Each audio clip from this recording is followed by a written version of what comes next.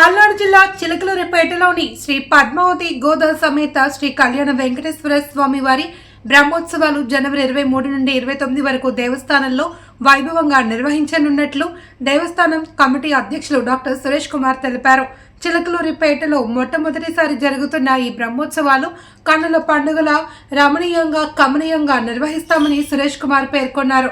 6 రోజుల పాటు జరిగే ఈ క్రతువులో నియోజకవర్గ పరిధిలోని అన్ని ప్రాంతాల నుండి భక్తులు తరలివచ్చి స్వామివారిని దర్శించుకుని పూజల్లో పాల్గొనాలి అని కోరారు. భక్తులందరూ ఈ అవకాశాన్ని సద్వినియోగం చేసుకుని స్వామివారి ఆశీస్సులు పొందాలి అని కోరారు. చిలకలూరుపేటలో మొట్టమొదటిసారిగా శ్రీవారి బ్రహ్మోత్సవాలు నిర్వహిస్తున్నాము.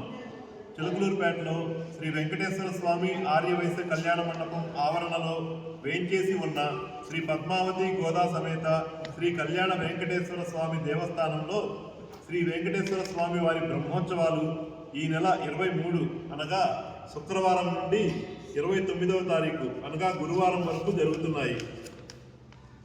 ఈ బ్రహ్మోత్సవాల వివరముల గురించి దేవాలయం ప్రధాన అర్చకులు శ్రీ పుసులూరి వెంకటరామకృష్ణ గారు